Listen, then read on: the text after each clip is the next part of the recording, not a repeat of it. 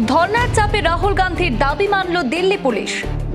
ছড়রা কাণ্ডের প্রায় এক মাস পর অবশেষে এফআইআর দায়ের করা হলো। রাহুল গান্ধীর ধর্নায় চাপে পড়ে বড় পদক্ষেপ নিল দিল্লি পুলিশ। ছড়রা কাণ্ডে এফআইআর দায়ের বিএনএস এর জোড়া ধারায়। শুক্রবার আক্রান্ত শাহিলকে নিয়ে রাহুল প্রথমে গিয়েছিলেন মন্দির মার্গ থানায়। সেখানে গিয়ে তিনি ছড়রা কাণ্ডে এফআইআর দায়ের করার দাবি তুলেছিলেন। পরে পার্লামেন্ট স্ট্রিট থানায় গিয়েও পুলিশের সঙ্গে কথা বলেন রাহুল। সমাধান না মেলায় থানার সামনেই অবস্থান বিক্ষোভে বসে পড়েন।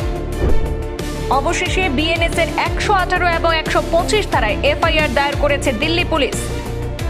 অবশেষে জয় হল রাহুল গান্ধীর। শুক্রবার পার্লামেন্ট স্ট্রিট থানায় আক্রান্ত শাহিল লোছাবকে নিয়ে কংগ্রেস সাংসদের অবস্থান বিক্ষোভের পরেই ছড়রা কাণ্ডে এফআইআর দায়ের করতে সম্মত হল দিল্লি পুলিশ। দিল্লি পুলিশ সূত্রে খবর, আক্রান্ত শাহিলের অভিযোগের ভিত্তিতে এই ঘটনার প্রায় এক মাস পরে বিএনএস অর্থাৎ ভারতীয় ন্যায় সংহিতার 118 এবং 125 ধারায় এফআইআর দায়ের করা হয়েছে। এফআইআরে অভিযুক্ত হিসাবে কারো নাম উল্লেখ করা হয়নি, তবে অজ্ঞাত পরিচয়ের বিরুদ্ধে এফআইআর হয়েছে।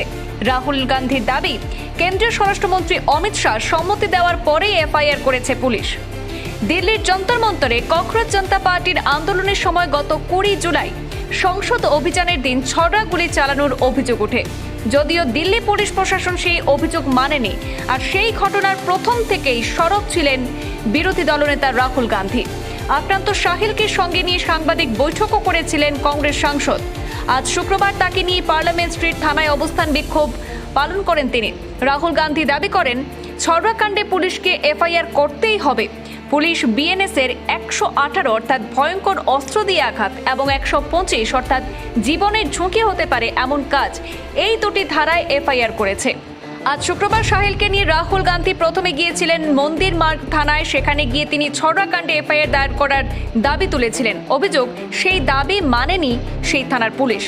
তারপরেই রাহুল গান্ধী পার্লামেন্ট স্ট্রিট থানায় দ্বারস্থ হয়েছেন। সেখানে ডিসি সেন্ট্রাল সচিন শর্মার সঙ্গে দেখা করে এফআইআর এর আর্জি জানান তিনি। যদিও তাতে রফা সূত্র মেলেনি, সেখানেও তার কথা মানা হয়নি। অভিযোগ, রাহুলদের এফআইআর এর দাবি মানতে চায়নি পুলিশ। শেষে ওই থানা যেখানে ডিসিপি সেন্ট্রালের দপ্তর রয়েছে, সেই থানার সামনেই কিন্তু ধর্নায় বসে পড়েন রাহুল গান্ধী এবং তার সহযোগীরা।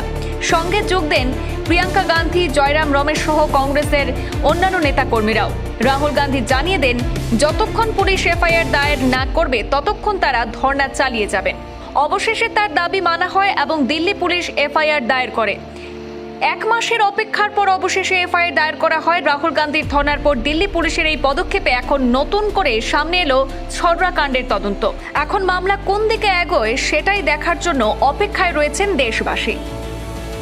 ব্যুরো রিপোর্ট, পূর্বাঞ্চল প্রতিদিন।